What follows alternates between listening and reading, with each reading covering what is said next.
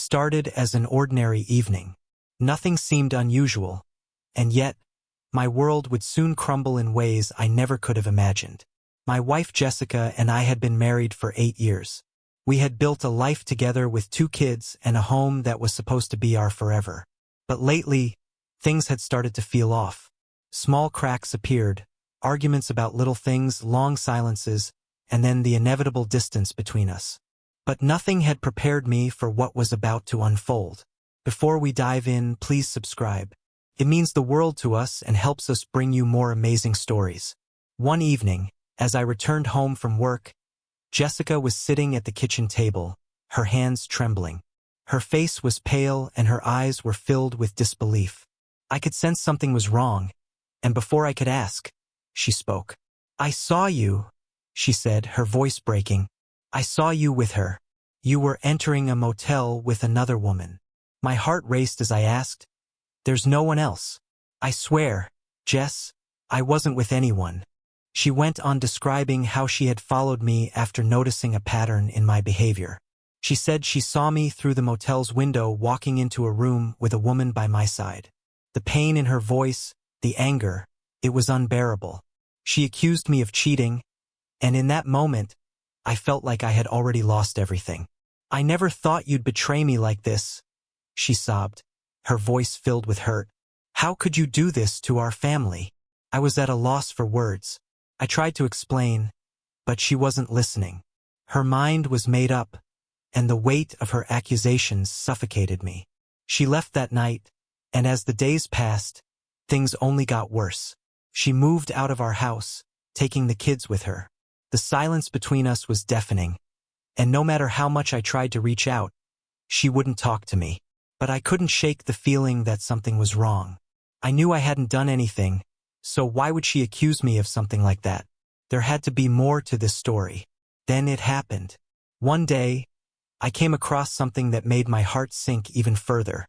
I found a series of text messages on Jessica's phone. Messages that were not meant for my eyes.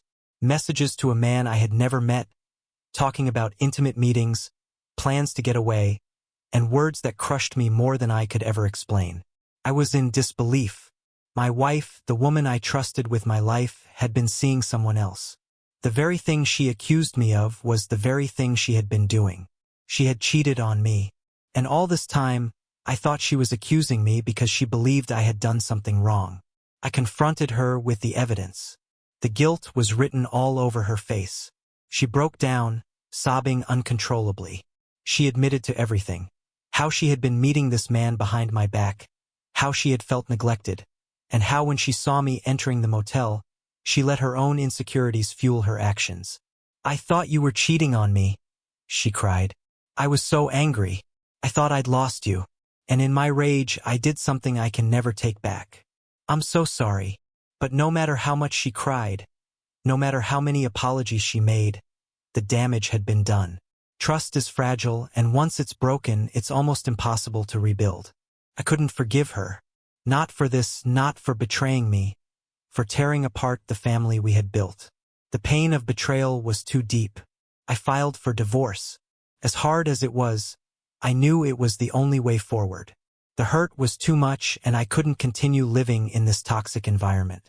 And then the custody battle began. She fought for the kids, but in the end, I won full custody. As I held my children in my arms, I knew I had made the right decision. They were my priority now. I would raise them with love, honesty, and the stability they deserved. I would be their protector, their guide, and their father. The divorce was finalized, and Jessica begged me for forgiveness. She showed up at my door one last time, pleading with tears in her eyes. "Please, I made a terrible mistake. I'm so sorry for everything. I'll do anything to make it right. Please don't leave me," she begged. But I couldn't. The hurt was too deep. The lies, the betrayal, they had destroyed everything we once had. Couldn't go back.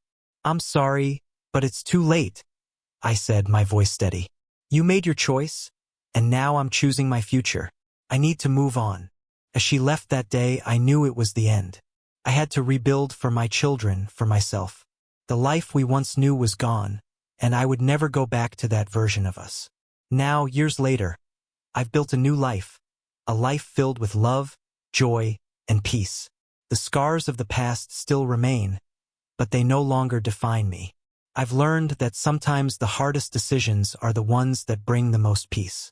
And while I will never forget the pain, I've come to understand that forgiveness doesn't always mean reconciliation. Sometimes it's about choosing to let go and start